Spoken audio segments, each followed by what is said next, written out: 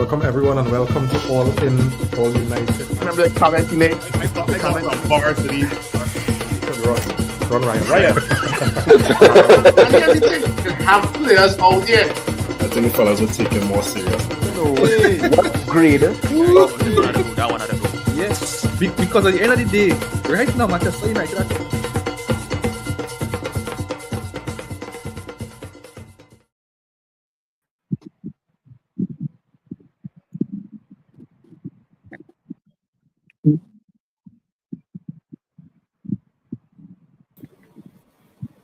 Testing 1, 2, 3. Testing Yo. 1, 2, 3. Yeah. Trust Reem to got me to host on this type of night where we get this type of result. I have to get us some good news today. I mean, first things first, to anybody who participated in Ramadan, Eid Mubarak to you. That's the first thing I'll say. And this week of football has been quite interesting. We had a bunch of Premier League teams getting knocked out of the Champions League. And then lo and behold, you see breaking news, something about AFCON, where Morocco were then awarded the actual African Cup of Nations trophy. That's another story for another time because Senegal won it about 2 months ago, and then all of a sudden the CAF now are like, you know what? Morocco definitely are deserved winners because of certain controversial things that went on the pitch. But anyway, and then you come to Friday night.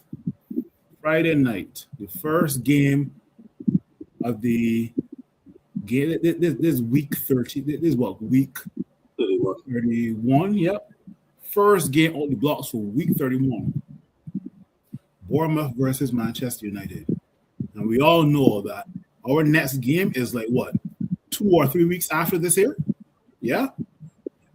And lo and behold, I'm not surprised. I'm not surprised by a lot of things that took place tonight.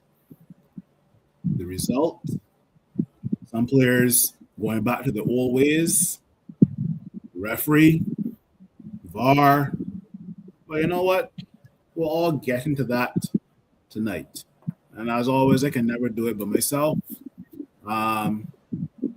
JP, Chef, Simeon, how you guys doing tonight? Good.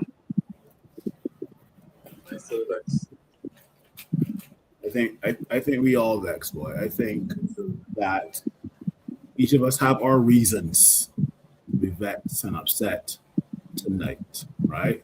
Anyway, let's get into today's game. Final score: Manchester United 2, Bournemouth 2. Goals from Bruno Fernandes penalty, one goal from, I think it was Hill from the Bournemouth, and then controversial stuff happened afterwards, but final result was 2-2. Yeah, ask you guys this here because I know what should be the main topic of discussion. But let me ask you guys here: how do you guys feel going into this game? And was there anybody in the starting lineup you would have switched around? Let's start with you first, Jade.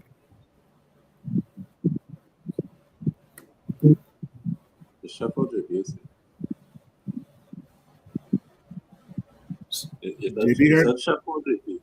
JP. JP, sorry. Oh, okay. All right. Yeah. Dallo would have been the only person I would have wanted to drop, but Masvari wasn't on the bench. So we don't really have much of a choice but to start Dallo because I find he kind of reverts into form. Now the thing is with Dallo would do some things in a game where he could like pass a player and deliver across sometimes, and it's like you would wonder why this man can't play so all the time. Even his defensive ability, sometimes you look at him and what he does, and I just want to know why he just have to have these brain farts during the game.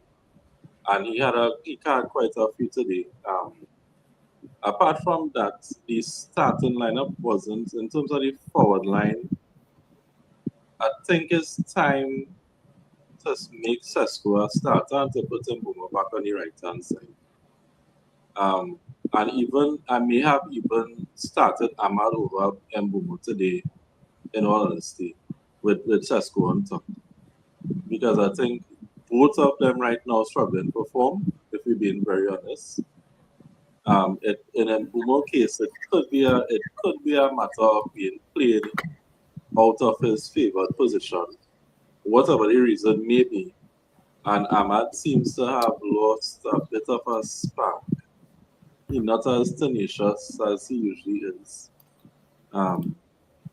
Yeah, something that's a little off with both of them. So it's kind of flip of a coin for me when I was thinking about who I would start. But today, Lana and Ahmad face today for me. I would have gone with Chesko on top with Ahmad and Cunha. Because to me, Cunha right now is the real maverick in this team. He's a go-to guy. Yeah. He is, yeah. So you're seeing a lot less of the play taking place on the right hand side now because of how influential Cunha is and how Ahmad not as influential right now. But I was pretty comfortable going into the game because I think the last performance was a lot better. And once you're seeing performance, you can see sustainability. I will stop at that because we wouldn't get into the game yet. I'll let them first talk about what they thought about the lineup and so on. Yeah, Chef. Good night, everybody. You see, the thing is, I could say who I don't want to see in the starting lineup, but it just don't have a replacement for him per se. So I can't, that is where I am. But then I find Dallo is a shutdown. I will say that every week I find he's a shutdown. He's average at best. You might get a game here, there, a decent game from him, but he's not good. Are you so over Dallo and look sure? Yes. Yeah. So Yeah.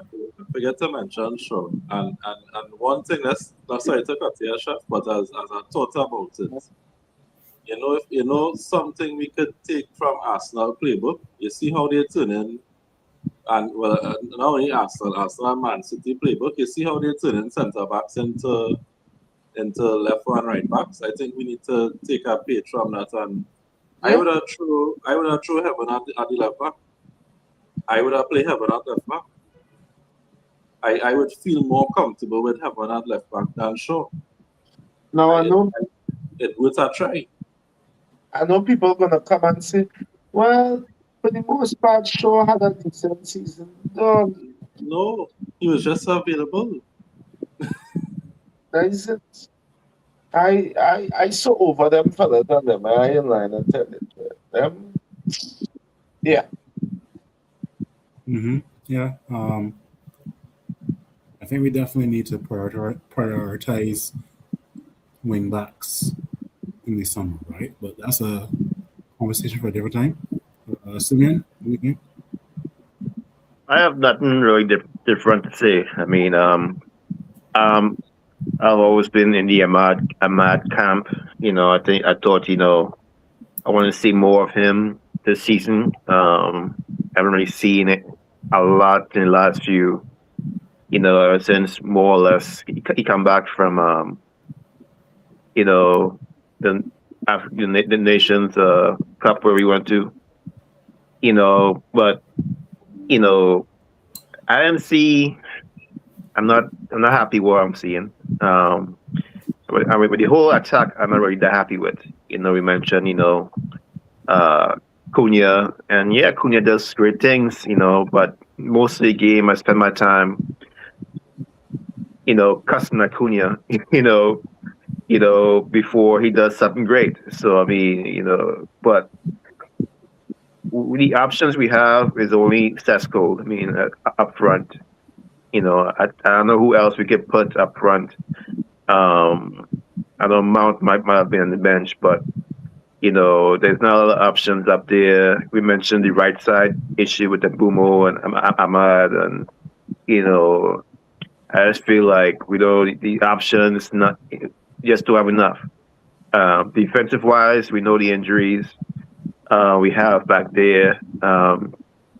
Now it's not a time to experiment with Heaven, for a Maguire anything. So the starting lineup was pretty much picked itself. I just the front three looking it needs something a little bit different. So I would love to see if in the future a Mason Mount will come in, or I want to see it, but I feel like it needs a little change, a little refreshing because they're kind of going stale right now. But with the injuries we have, we have what we have, and hopefully Ahmad and Owen Bumo both can find a better form. Yep. I think one thing I missed over the last couple of weeks, and Reem has been ignoring me on this here. I don't think he's ready for this conversation. He just messaged me saying that he will come on, so I hope he's ready for this conversation. And Mbeumo and Ahmad, they haven't been living up to expectation in these last couple of months. No. Every time I message Reem back, I get the blue check mark. I agree too. I Again, really blue check mark. disappointed. Because they said the same way last year we were in on Dorgu's skin, we were in on Xerxes' skin. Rashford. Yeah, exactly, Sancho. These guys, you're in on the skin. Yeah, they keep that energy. Yeah, exactly. So I think a guy like Mbeumo need to hold some bench. He's been off it a while too. Yeah. Yes, he has. His But touch Ahmad, I has don't been. know what Ahmad playing right now, boy. Jesus. Yeah. He playing with it himself. Ahmad not playing with the freedom that he not doing the same things that he was doing. Which is weird because he would take under Carrick, he would be doing more freedom. Yeah. Exactly. I think like, you just look at Cunha. Cunha is just expressing. Cunha does not care who you are. Cunha does not care what team he's playing. Cunha will be Cunha. Shithousery. My Right? favorite thing with Cunha is he will receive the ball and always turn forward first. Yeah. Don't Don't get me wrong. They got times where Cunha will piss you off, but at least Cunha does right. The brilliance that he's producing throughout the game. Otherwise, it tipping the scale to me in the positive right now with Cunha. but it's not the only difference. Like the thing with Cunha is we say, because he would, like you said, he would piss you off, and then you get a penalty or you score, and that's okay. But I look at Ahmad and the play. I mean, his game, I can't critique his game until he gets to the penalty box. He defending, he holding the ball up, he spreading the ball, he passing the ball, he doing everything until you get to that crucial spot. And you just can't, and Cunha might be, I think for much of the game he'll be doing some kind of stupidness. And then at the crucial moment, he'll show up and everything else can be forgotten. So I mean, yeah. They can hold. Ahmad can hold bench. I ain't gonna argue that, and so with Mbeumo, but he just won that final end product. You see Cunha pop, pull off, more often than not. Yeah. Boy, and even just getting the news today that you're seeing Harry Maguire and Kobe Manu looking to renew their contract, but not only that, they get called up for the England national squad. So kudos to them.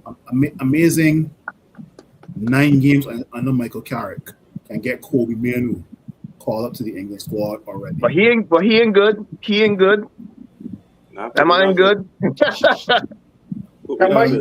Remember he not that good.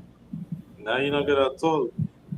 Well, everybody tonight turned Christian. Score. So perfect. He don't score. He don't assist. He don't His name score. wasn't up there. He don't assist. He wasn't one of the best midfielders 2 years ago. Anyway, welcome to the pod ream. I know the uncomfortable conversation of Ahmad and Mbeumo is now at you. Before we go any further, Rashford got called. Yeah. Yeah, call up. Okay. Yeah, go. What about Sancho? No, come on. Who? Well, do what? I asking what English man. Sancho never see that national team again. Sancho got here for Jamaica. It's all good, man. Anyway, Rain, we're talking about Mbeumo and Ahmad, and you've been dodging this topic for the last couple of months now. I come on to talk about our referee, and then this all talk about that. Hey, I come to talk about.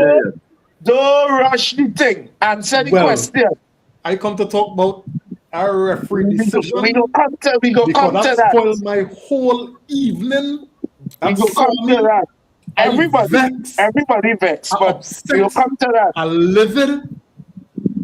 Stop getting on like chef. Have some discipline and follow the program. The man asks a question, answer the question. React, man. But why I ask you? Oh, you know you want to listen. Brian Mbeumo and Ahmad Diallo. I want to know what we're talking about the referee.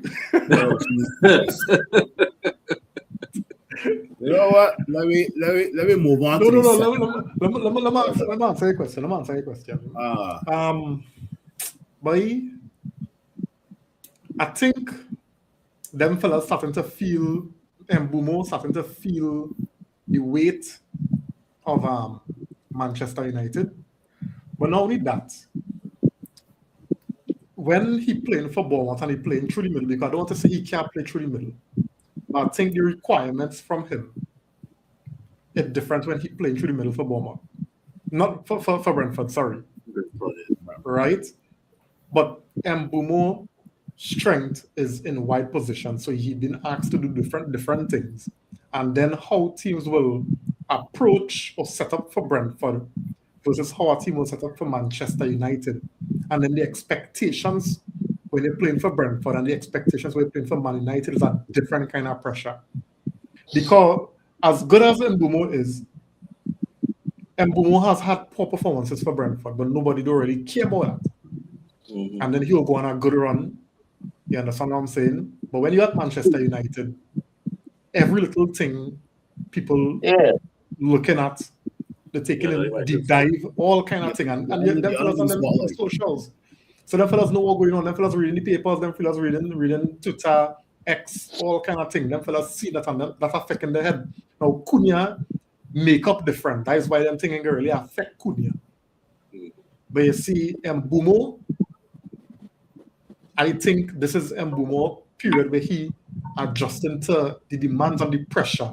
I think it started really nice for Mbeumo where he was scoring.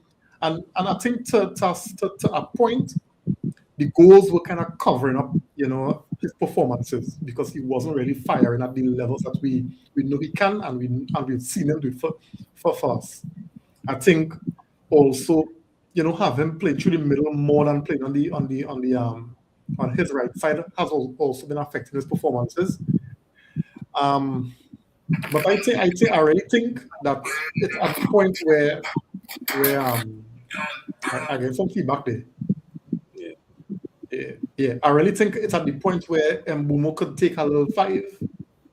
I also think that Ahmad, had to take a look at himself in the mirror as well because he really, the level of output that we've grown to expect from Ahmad from last season, you can't get at this club, you can't give me last season output and performances and then come and give you a mediocre thing this season. Yeah. And this season, Ahmad has been flattering to the sea. I think we're still holding on to a lot of what we know he could do, even though he hasn't been delivering. And that, for me, it's a little bit concerning, right? Because that chance where I believe, and I'm just touching it, I'm not going into it, I just making a comment around it, right? That penalty, that's Ahmad, the foul on Ahmad last season, Ahmad riding that challenge and shooting. I don't know why Ahmad paid for the penalty. It's a penalty, don't get me wrong. Yeah, Last season, Ahmad riding that challenge and going for the shot. correct. So I don't know what's going on. I don't know if it's like a, he expected to do so much more now, and it's almost like you where I'm at is you already achieved this. It's not going back. The fan base not gonna accept nothing less. So I don't know if that pressure and all mounting on him, and them fellas are just trying to adjust. So I really don't know, but I think it's about time, some decisions be made with regard to Mbumwa and Ahmad. But that being said, I still don't think Sesko from the start right now is the answer. You don't think That so? was the alternative. You don't That think was so? the- What was Xerxes? No, What it was has Xerxes? no alternative. It's an alternative, right? Yeah. So Sesko had to play, but I still don't think that that's is the answer right now. Understand where you're coming from. Yeah. Well, Sesko's not the answer then. No, I ain't saying he's not the answer. It's the long-term answer, but The not the long-term. right now answer. But not right now. Yeah. For how Yeah, the team but- watch Well, man. let me Watch ask that you, midfield. what's Sesko got to do to start then? No, but the point I'm making is about the team, not necessarily the player. Because when Mbumo, Ahmad and Cunha playing, it have a lot of fluidity, it have a lot of defensive work. Anytime Sesko playing, it's have a disconnect. And especially that midfielder we have right now that is very slow. We can't afford to have to play with our man less. We actually have a player who could play that role good, right? But for whatever reason, I don't know, Xerxes. Because when Xerxes was doing well and coming deep. Because if I don't know if people watching what Hurricane doing, Hurricane reinventing what it is to be a striker, because Hurricane for Bayern Munich playing as a defender, playing as a defensive midfielder, playing as a centre mid, playing as an attacking mid, playing as a winger and a striker. All Hurricane not doing is playing on gloves in the middle of the game and putting out a save. True. Xerxes is the player in this team who could drop deep and create the numbers in that midfield and then still play the two runners forward. I don't know how it is we're not seeing that. How it is Carrick and his team not seeing that Xerxes is that player who could be that connecting piece. Because when you have runners like Cunha and Mbeumo in a team, Xerxes coming and collecting a ball deep and making them passes. Correct. And then adding the numbers in the midfield too. That's what a player like him will do. So I would know. love I to don't see know. something like that. I personally find it real weird that I know we haven't gone at Carrick about it, but I just find it weird that he can't get into the side at all. Else? I think it's political. I mean, in the sense that you had to, it's other players. You had to, like what do mean? And probably I understand. Like Mount now come back from injury and Mount Yeah, get on the pitch and Mount come on. before Xerxes. Yeah. I don't get it. I don't get it. Yeah. I don't get it. And in that situation too, you didn't really need a runner in mountain. You need that player who could put a foot on the ball and Exactly. But the subs in overall today were poor, I would say. Ahmad was on the field too long. Cunha should never come off the field. Agreed. Agree. I do not know why Carrick That was a terrible sub. and left Ahmad on the field. That was a terrible sub, yeah. Anyway, I have not gone through any of the comments because most of the comments are pointing to one discussion and one discussion only, right? And I decided to share my screen.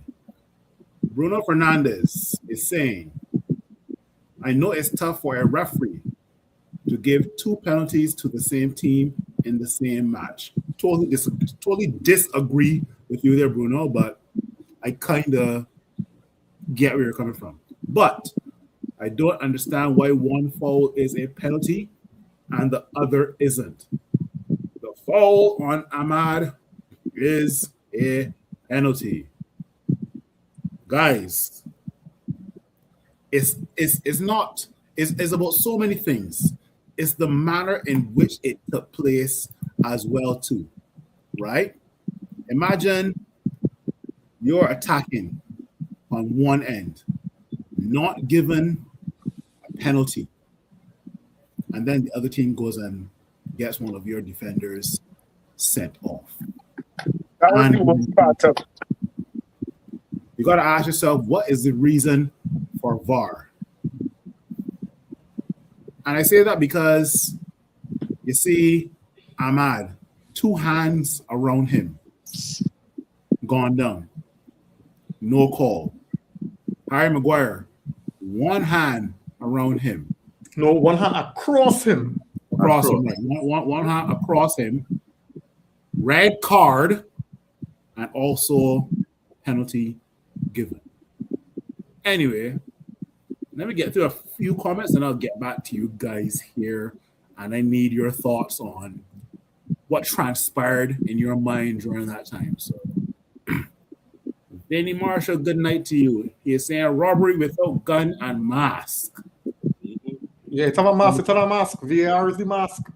Very, very true. Jerome Foster, good night to you. Fellas, they rob us, but we also let them in too easy second half. Need those midfielders.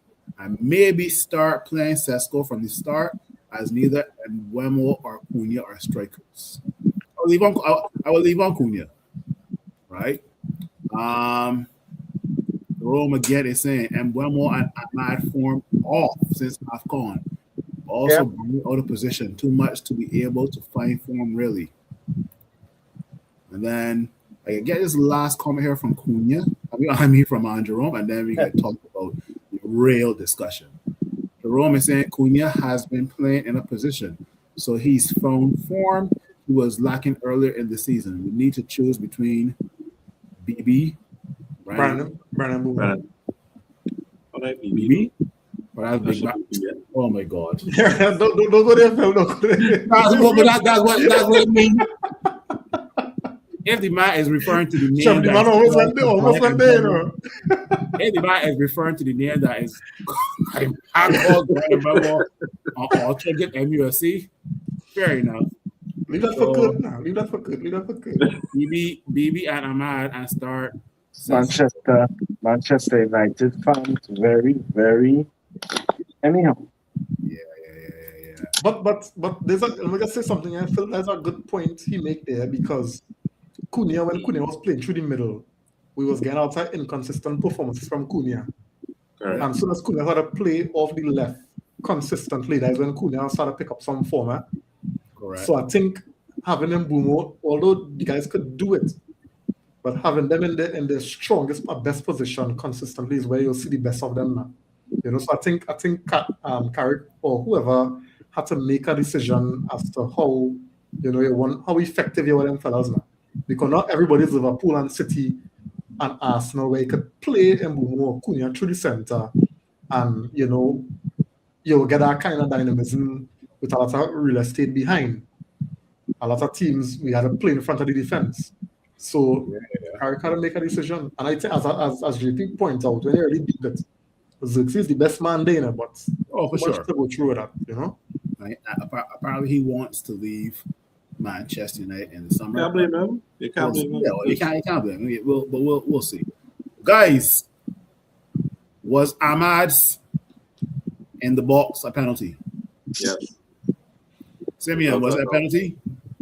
Yeah, I mean, definitely. I mean, you look at the, it looked bad. It looked good. The thing is, it didn't look good the first time I see it, but it looked even worse if you look at the replay. So for VAR not to go back and be like, hey, pull it back, I think that made that, and the way that was judged made the second part looked so much more like a robbery. I mean, it really was terrible. I didn't really know how bad it was until Kareem sent me the replay to watch back to back, and I was like, nah, nah,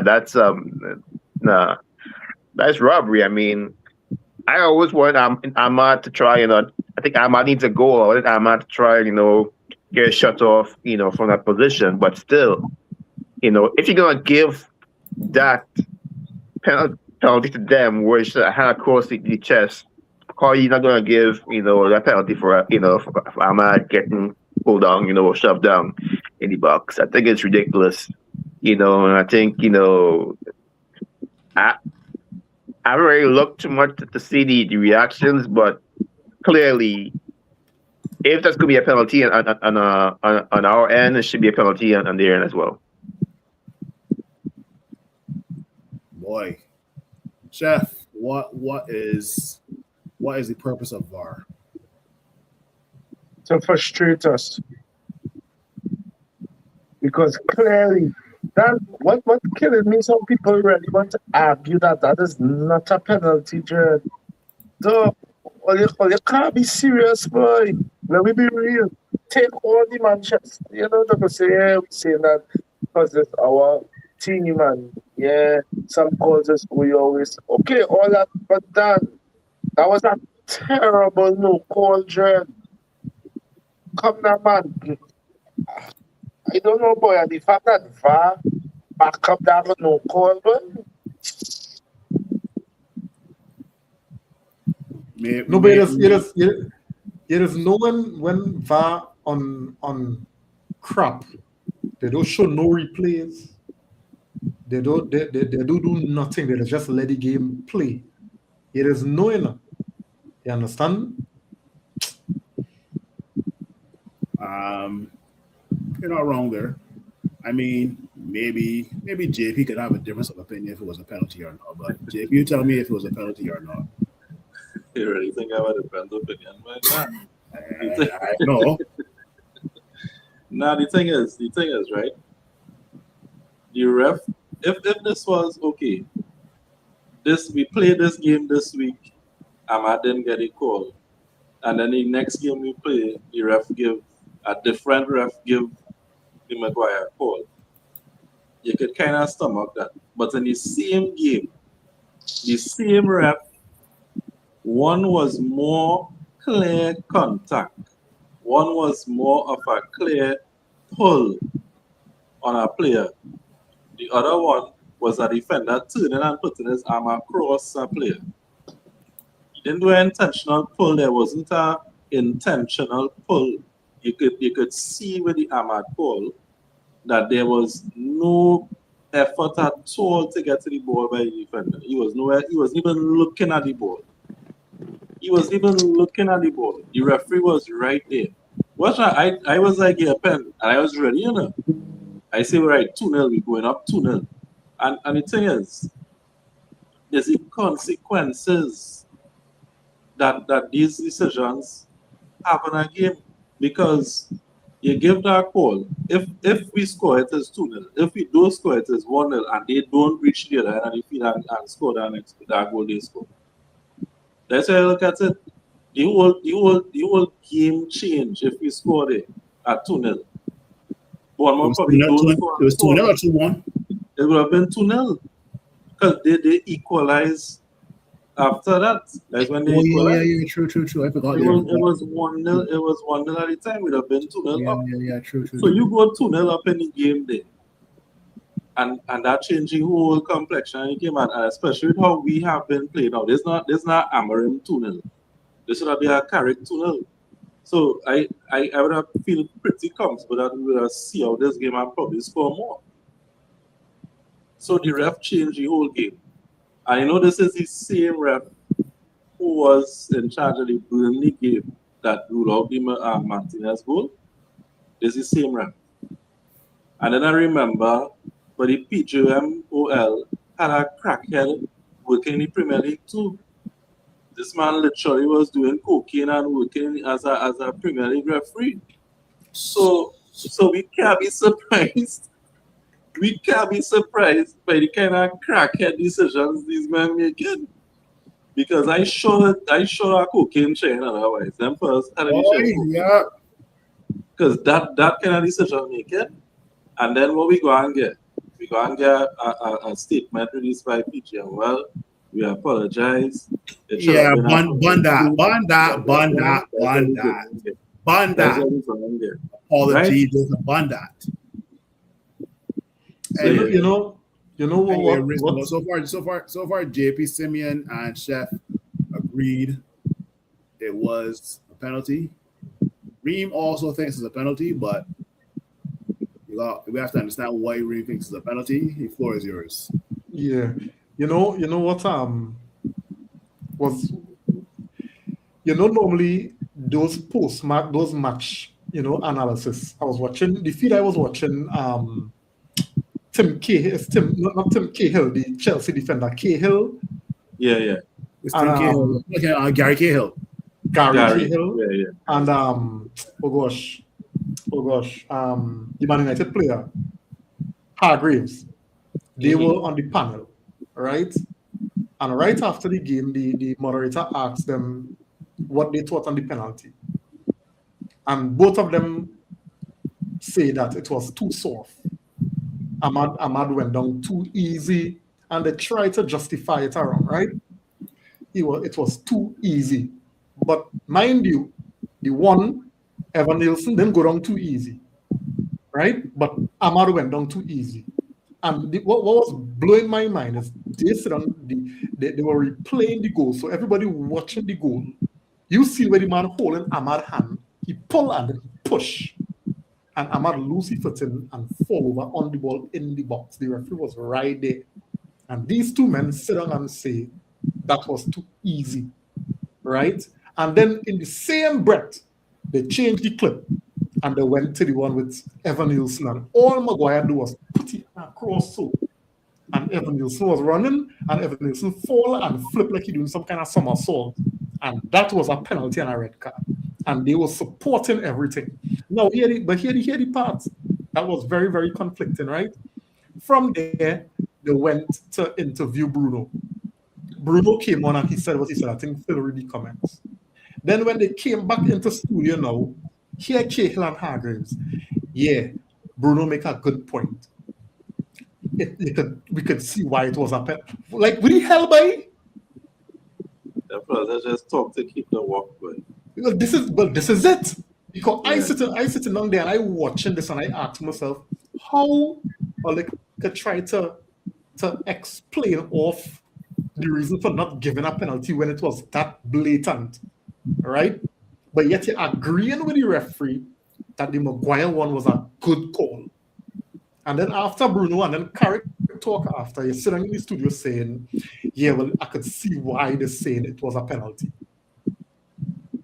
Listen, I tell you, I'm not going to doubt what JP saying, that the PGML going to do the normal nonsense, as though that statement going to give you the AFCON.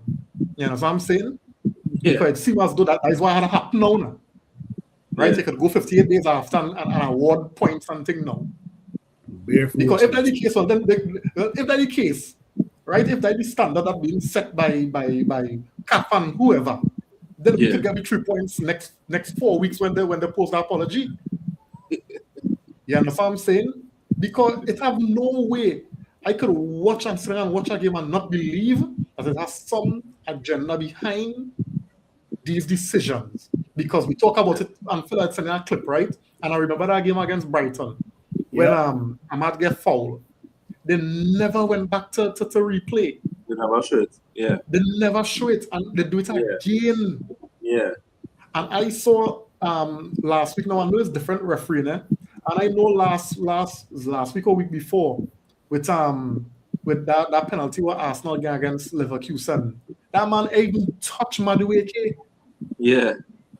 As I have always said, I used to say this on the pod last year, and I will say it again. The same way that there's post-match interviews for players and managers, have post-match interviews for officials as well. Take me through your decision on not giving Ahmad the penalty. take me through your decision on giving Harry Maguire that red card, right? Have post-match interviews for referees. That is what you should do. VAR two. Yeah. You got to ask the question, what's the purpose of VAR? What is the purpose of VAR? Because like at the end of the day, you watch that over and over and over, and you cannot fathom how we're each on our sofas, our couches, or in our chairs, or wherever, our bar, whatever, watching it from a distance, seeing that is a blatant penalty. And yet the guys that are closer to the pitch. But I cannot think why these guys did not go to VAR.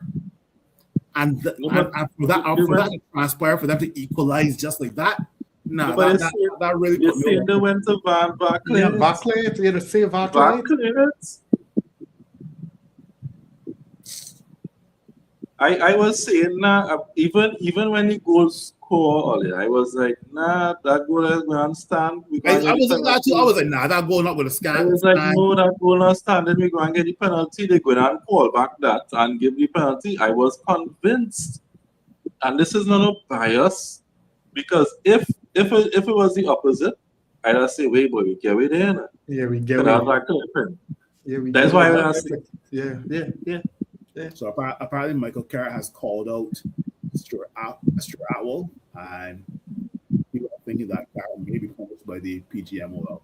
Yeah, Carrick then Carrick and the reporter asked Bruno said the same way. I don't want to get in trouble with the officials, blah. And both of them answer honestly, because what else can you say?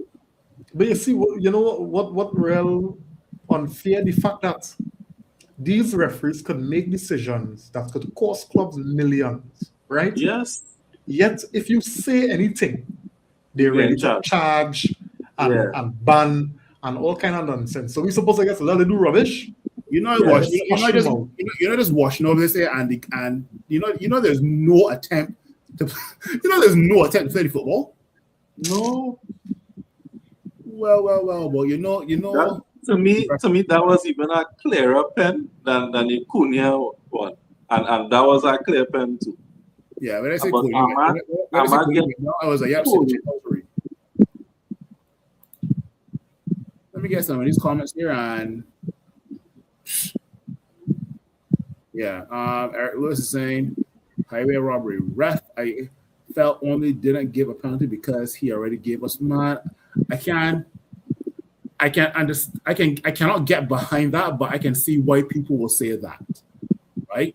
So, but at the end of the day, if it's clear and obvious, it's our games where it might be, all right, well, I find the first one I give was a iffy.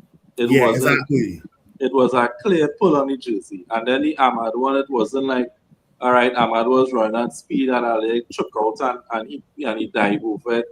He was literally getting pulled down. So it's not one of those games where it on the margin. To me, it was clear decisions that yes, he was getting pulled down. It is a penalty. It wasn't. Up to now, I'm still watching it because they have it as a GIF or GIF here on X. I'm trying to figure out where Ahmad went down easily. I still not seen it being him going down easily because obviously I won't show it here and share it here because of copyright. Yeah. I'm trying to figure out where this guy went down easily. Jeff, we were talking about how could VAR clear it, and how these type of decisions, you never know. Okay, you see how Morocco get awarded the African Cup of Nations 54 days later. These type of decisions, we could get awarded 3 points 4 or 5 weeks later. What are your thoughts on, did Ahmad go down too easily? And then also, Reem brought up a point where Gary Cahill and also Owen Hargreaves thought that Ahmad went down easily. And then an interview with Michael Carrick and Bruno where Bruno mentions it was a penalty, but Bruno also made some interesting points and context leading up to him saying it was a penalty. And then post Bruno's interview, Cahill and Hargreaves said, "Okay, I agree. I can see why. I can see why Bruno thinks it's a penalty. I can see why it's a penalty." So basically, Chef, you say it's not a penalty. You hear a Bruno interview. You agree with Bruno. It's Cahill and Hargreaves. Two jackets. Yeah, well, I can't stand. I find Hargreaves is a shitty broadcaster, to be quite honest. And so I tend to, most times when Hargreaves on, I just try to bypass it because he real annoying.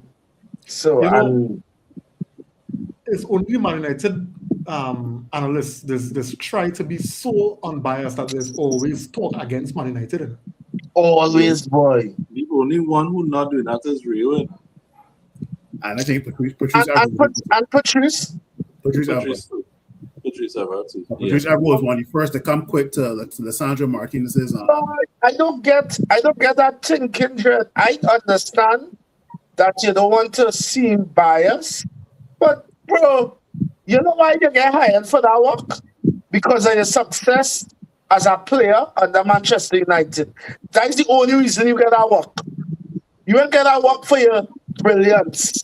You get that work because you was a big player for Manchester United, and your face next to Manchester United equal ratings, and it equal people would listen to you. They may listening to you because you have a brilliant footballing mind. So come down from me. Roy Keane, Gary Neville, Paul Scholes, all these imps and them need to come down. Well, and imagine Roy Keane has go as far as to say, well, I'm not a Manchester United fan. You know what? He's a jackass. Yeah. That's what he is. I don't rate Roy Keane at all. To me, them fellas spoiling the name as well, like them fellas, like them fellas at them. There's just according to what thing now say Reem said, them fellas, you so want to seem unbiased that you want to go all the way left. But guess what? Every single broadcaster who play for a side in any league, you know what? He does be biased to his team. They don't have one of them we just watch on TV, not biased. And they just openly show it. So you trying to be special or what? But it goes to that boy. Even Shaka, who play for a bag of shit teams, he does be biased to his teams and them. Come on, don't Shaka. Shaka play for Newcastle. No, he play for shit teams. One team. No, he's not. He's our next Manchester hater. Not because he's a Trinidadian. He play for shit teams. Come on. We go together. He made the Prem. I'm not saying no. He played for Manchester United. Okay, no. He played for Arsenal. He played for Liverpool. He played for Chelsea. Then he played for shit teams.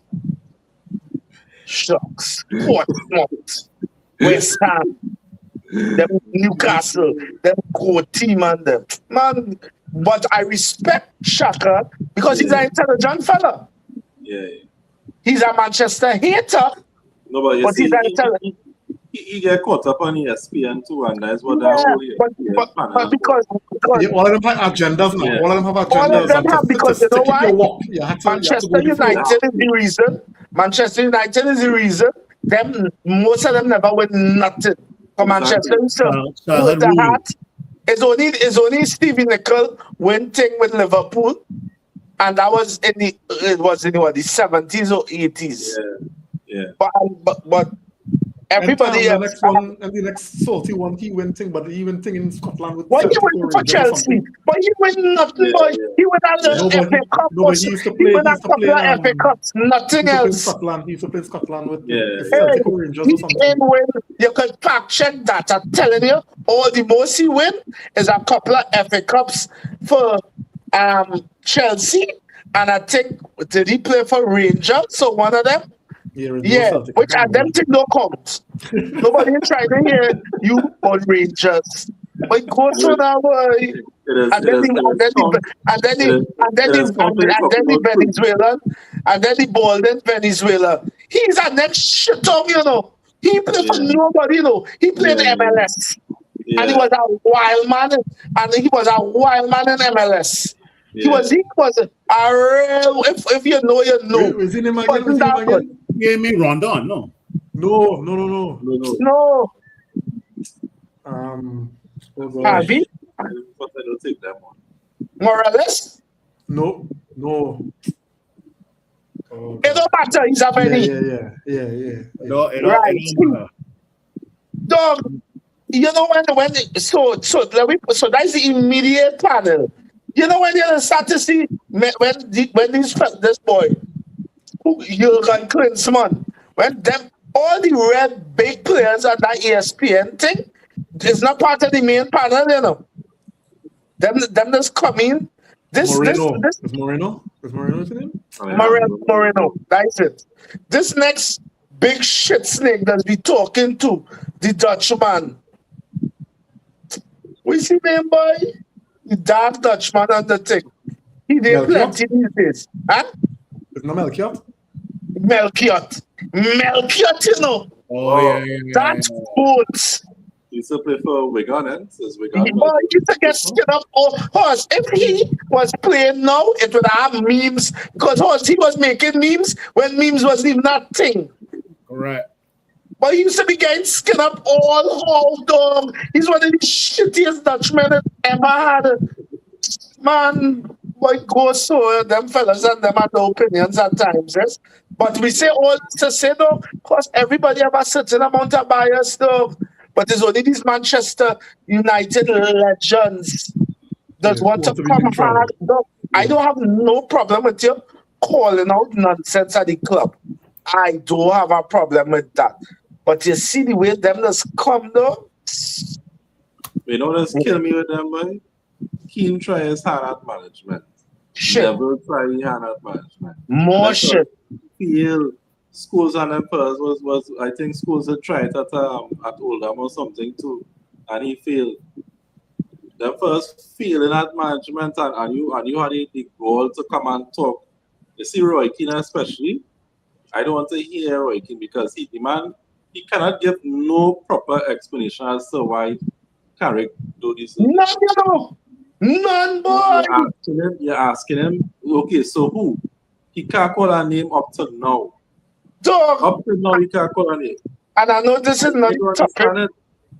And I know this is not the topic, Jeff. But Horse, when you ask most people, so okay, who you want, the men will call out a list, and they will say it's because Carrick don't have the experience and Manchester need a big name manager.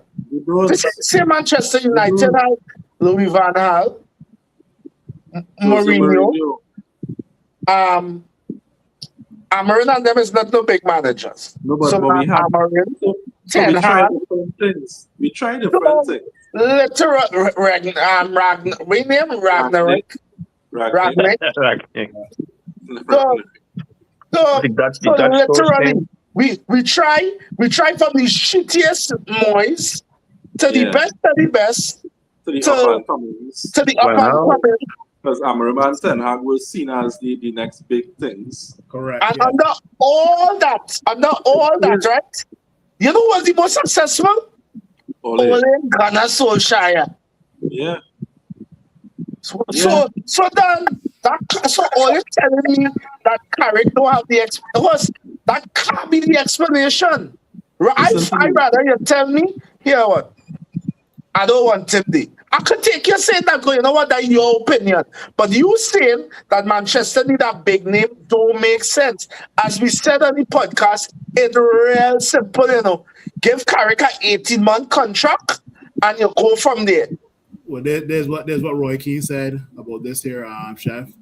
Most players love a caretaker manager. He, as a Michael Carrick, hasn't had any distractions. When you get appointed manager, you have a lot of different responsibilities. How you know that? I think Man United needs someone with. I think Man United needs someone with more experience of winning trophies, competing in Europe, and he hasn't got that. As a player, he does, but obviously as a manager, You know what? The simple answer to that is Vincent Kompany. Yeah. You get relegated with Burnley and land Bayern Munich job. And land back. Because you know what? And look at what he doing. You know what? Because Bayern Munich, and this is what you start to talk about when we talk about them Germans and them. Bayern Munich quickly understood here what the direction we going, because remember Bayern Munich was on a downward slide. And it was basically we only getting the same set of German managers or big name managers, and we need a manager who had the age and the strength to build a club. Let me go with him. You remember the first couple of seasons I wanted to kill Company? Which Company? No, Company is as comfortable as putting in his job now. But even look at Arteta. Even look at Look at Zidane when he took over Real Madrid. What managerial experience Zidane had in coaching European teams? But Phil, here's what I just tell people. People often love to say, "Yeah, you don't have experience." How do you get experience? Exactly. How? If so send Carrick away to go and coach another team. Boy. To get the European experience, to win something in Europe with another team. And then we gotta pay his then we gotta pay that club a fee to bring Carrick in, and then we gotta pay on more wages. That making sense. And what is the guarantee? My thing is, right, you have something now working right now. You're seeing the progress, you're seeing how the club stabilized. We are the form team since Carrick take over. If the league started when Carrick took over, we'll be on top of the table right now. We are the form team. So you telling me that he doing this, but we must go on chance it with our Enrique, because the possibility of Enrique there, we have to take it because it's Enrique. But we don't know. Remember, Enrique, where Enrique is now is in France. I was telling this what pressure does PSG have in France?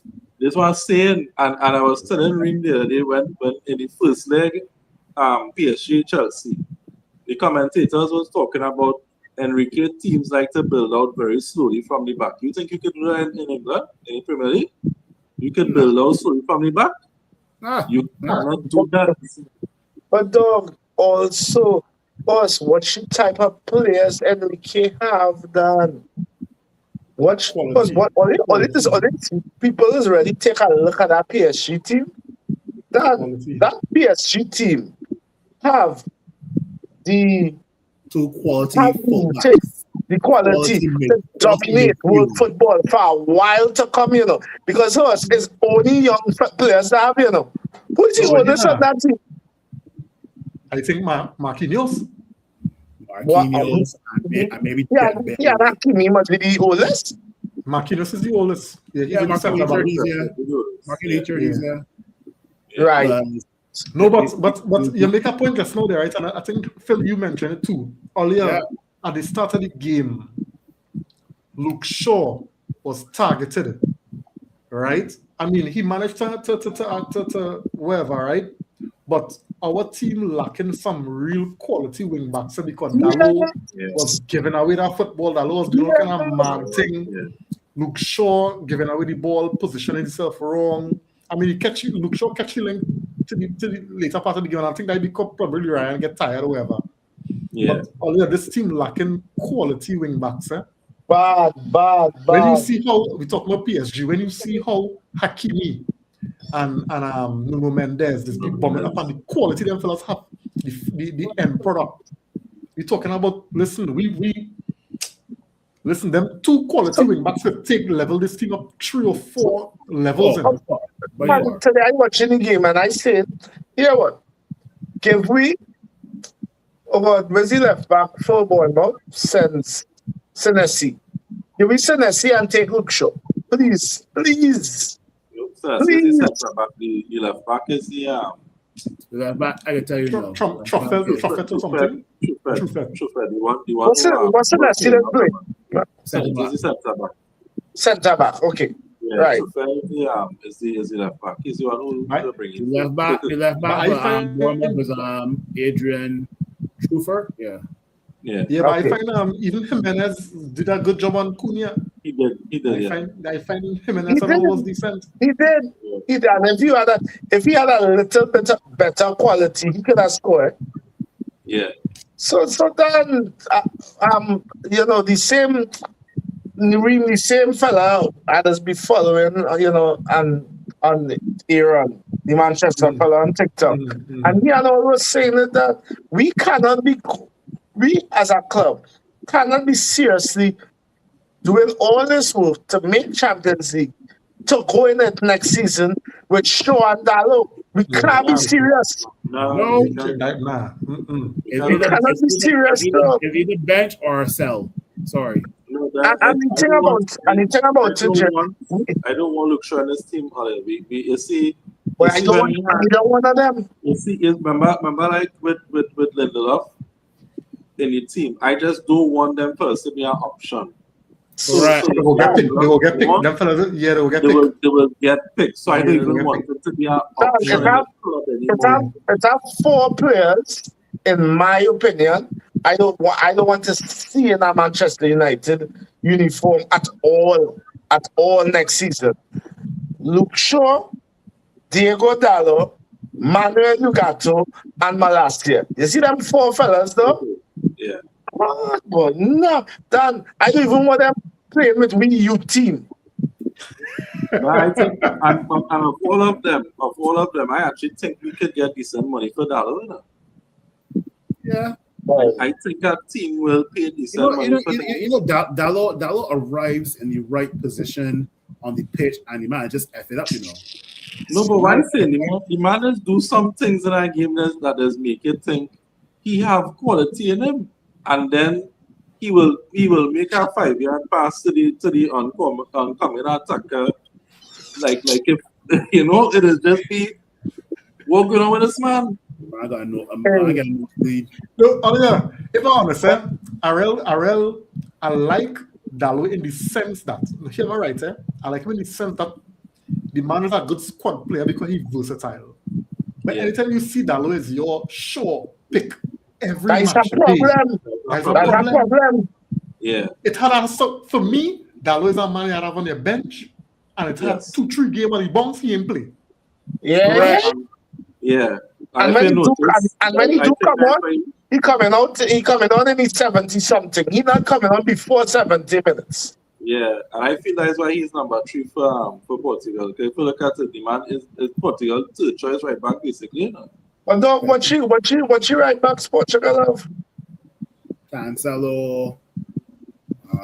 Anyway, let me get some of these comments, and then I got maybe 1 or 2 more questions. Jerome is saying some of our legends, like they're afraid the team get good and we forget them. That's their problem. That's actually a point. Of course.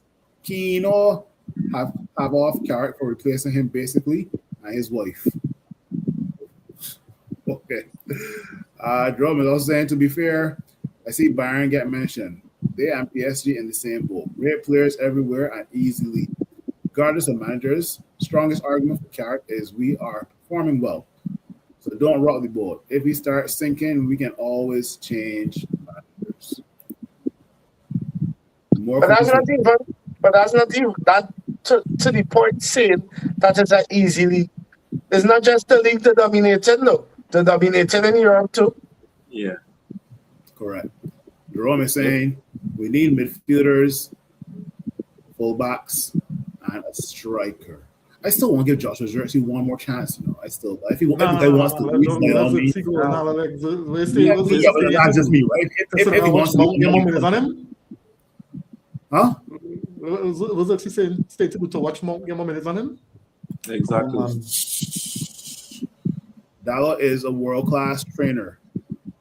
Just to add to that, Dallo is a world-class celebrator as well. Because whenever one of our players he wants to do this, he wants to do their celebration first. He in the middle of everything. He in the middle of everything. He the rich person. He is rich person. Wherever he is. Wait for me. he is your he's a groupie boy. He's a real groupie boy. Real groupie. Yeah. Boy. Anyway, let me get a couple more comments on. I guess my main question is, we're sitting in third. We had the opportunity to close the gap on Man City, but it is what it is. How are you feeling about our chances of still making Champions League? No, we make it Champions League. We make it Champions League. Okay, I love the confidence. JP, I think we can't take nothing for granted. Of course not. The nature of the game is such that once that confidence take a hit, for some reason it'll just be hard to play football. Yeah. I think the fact that we are one game a week really working in our favor, right? So we could treat each game like a final and prepare likewise. I really thought that the team played well today.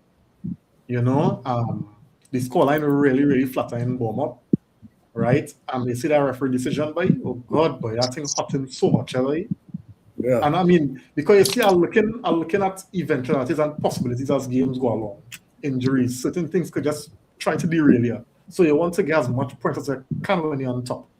That's why I see. So at least you have that buffer now, boy. And more points is always better than none.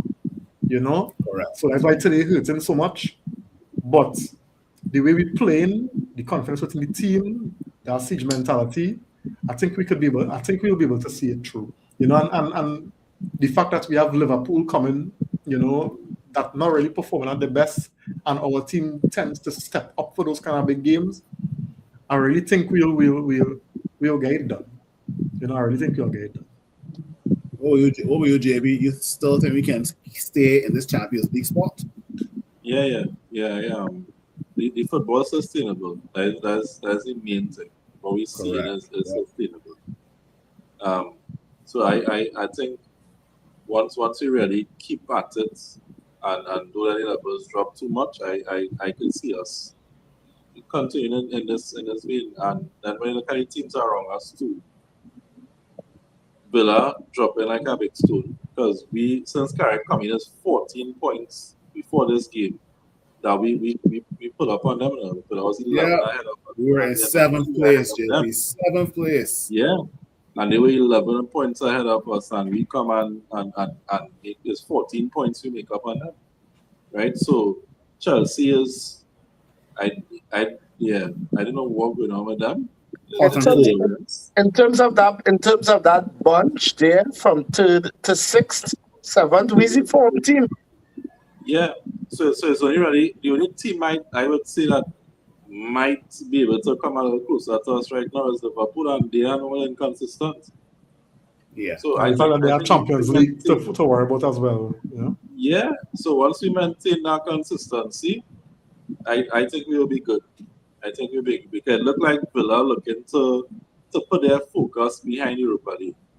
I think they're focusing on trying to win that to secure that Champions League spot.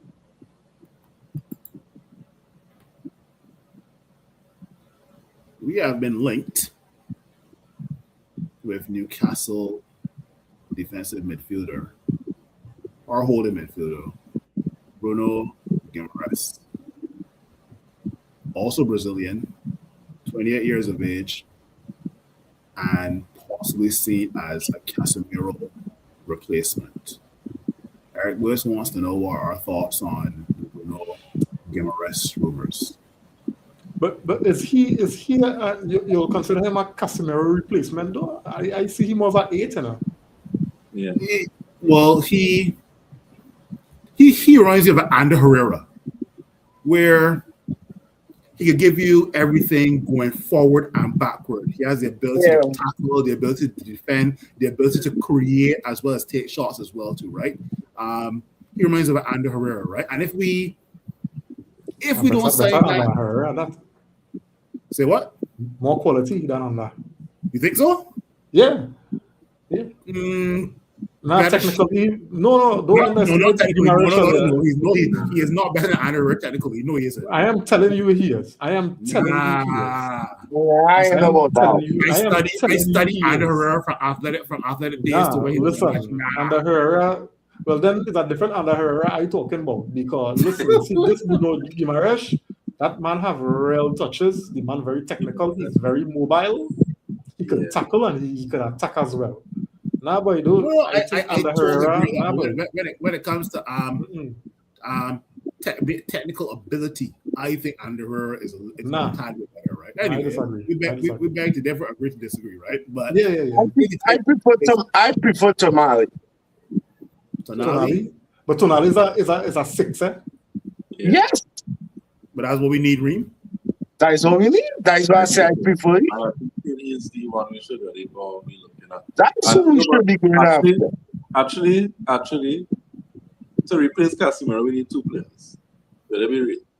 Yeah, we know that. We need Because 2 players to replace Casemiro. We replacing Casemiro and Ugarte. Right. Ban him. But I think we had the midfield, our midfield options, 2 lines. Where 2 lines? So I don't know how much money in your span on spending, but I feel like we need. That'll spend. Well, here my next question. Whoever we bring in, does Kobe Manu still start? Yes. No, Okay. All right, so let me. No, Kobe. Kobe is my boy, right? But how I see it. Let me say something before Reem. Just give me 1 second, quick. I understand, and I already know others always say this. Starting should never be nobody. That's your right. You have to earn it. You have to earn that. Correct. Yeah, but so I say that to say, once Kobe Mino in form and playing, hell yes. Right. So what I was saying, right, is you see the level of reliance and dependence that we place on Bruno. I do like it. Right? Yeah. I do like it. And in the same way, I don't want us to be so reliant on Kobe that if Kobe drop out the team, we don't know how to play football again. Yeah. You understand? Right. So let men fight for the pick now. Right? Yeah. Let men fight for the pick. I don't mind today Kobe play. Next game, whoever play. And it's no favoritism. Because them things get men in trouble. Yeah. Right? I see Bruno gas out today. Yeah, boy. And only because we don't have 10 men, technically. So But I say the point is Bruno gas out today, Bruno giving away the ball, putting the team under pressure. Yeah. And we dare not take off Bruno because we can't play football without Bruno Fernandes. Exactly. You understand what I'm saying? So I don't want us to go back down that alley. No, because I don't be watching PSG. Cavara, that man come on against Chelsea in the first leg. He didn't start, and the man scored 2 goals. Yeah. right. You imagine you have Cavara, Doué, Dembele, and who again to choose from? Barcola. And Barcola. and everyone is performing. That is what I want. So you can't predict at any point in time who gonna start. And that is what I want for Man United. So Kobe's my boy, but I want to know that one game it could be X, Y, and Z, and we gain quality. So and Kobe come on. Yeah, we have to be able to keep teams guessing. So are you saying that we should sign a midfielder that can do Kobe's job, but also do Bruno's job at the same time? However, no, it could be combinations, and some players complement. But that's what I some. mean, right? Yeah. Yeah. Let me get through some of these comments here, and then we can look to wrap it up. And unfortunately, our next game is against Leeds, April 13th. That's an entire 3 weeks, guys. April 13th. Anyway, Jerome is saying I like Jay-Z, but he's obviously leaving, so we need to replace him. I agree as well. Bruno G is an all-rounder. Totally agree. But Newcastle probably won't sell, are not cheap. Tonali might be more likely, but still not a great chance. I see quotes of like 69 mil and 80 mil for Bruno G. So we'll have to see. I highly doubt Newcastle. If we had Newcastle budge with Alexander Isak come last year, boy. Jerome is also saying if we can get either, we should do so. We're not replacing Casemiro, we're upgrading. Yeah, I agree with that. Yeah, I agree with this. You're not wrong. I agree with that. Yeah. You're not wrong there. We need 2 or 3 CMs. And then last comment where Jerome says, I agree with Reem. We need to be a team that have multiple weapons, like the old days versus 1 or 2 stars who weaken us when they are out. Yep, totally agree. Yeah. Guys, I think we're look at like where you see we're not gonna have any certain money to spend to buy the players that we looking at this. So the academy we had to start doing the academy. We had to start finding players that we could we got about 300 mil JP. No, but what JP saying there, I think, as from our seeing, is they're starting to focus on the academy to improve the quality coming in at the academy level. Eh? Yes. Which is supposed to. Yeah. Actually seeing, where they're looking at players for the academy, and there's some highly rated players now. JJ Gabriel. Yeah. But he's too young. So let me see how it goes. Yeah, he's still too young. I think by next year he could probably play by next year. Okay, he's still 14. I thought he's 15. You can play from 15. You can play at 15 because this Dortmund fella from is 15. Yeah.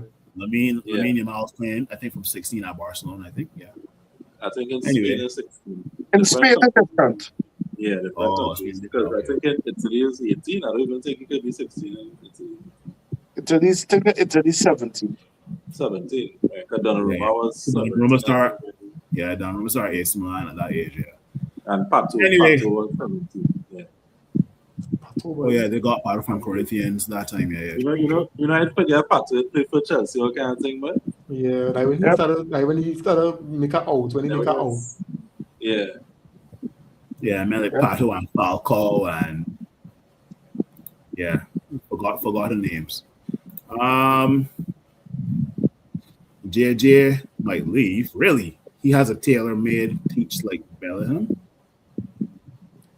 No, teams trying to get him, but I think that was the whole reason we promote him to the 18s, because like Barca and them was trying to come and get him from us.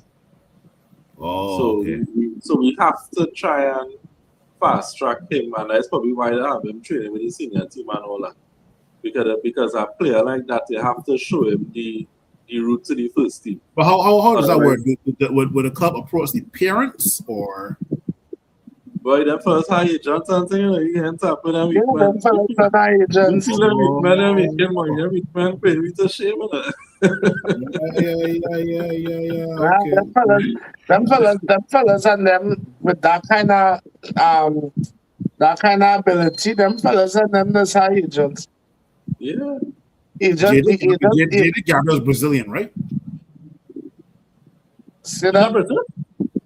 He's British, okay. I think he's British. I might be mistaken, but I think he's British. English, whatever I call it. Yeah. Anyway, let me look to wrap up the pod. We wrap up the pod on a positive note, but I think we are still a bit upset because of the refereeing decisions. Stuart Atwell, you can go to hell, honestly. VAR, you can go to hell as well too. I'm the type of person that does not talk about refereeing decisions, but this was a clear-cut penalty. Everybody and their grandmother with bifocals can see it, but yet so our bar can't see it. Anyway, guys, April 13th, 3 weeks from now. I don't know if there will be a pod between then, but if not, I will see you guys next month. But before you go on, Phil, we just had a big up JP. JP was one of the I hope I said it correct, one of the feature speakers in an event or something. So Yeah. Heated speaker. Yeah, he was one of the feature speakers in an event in Tobago. Yeah, in Tobago. Yeah, well done, JP. Well done. Send over the article then, or the video, or the YouTube video. Once I get it, I'll put it up. Once I get it. Hey, JP, maybe now we'll get we all in t-shirts and them now.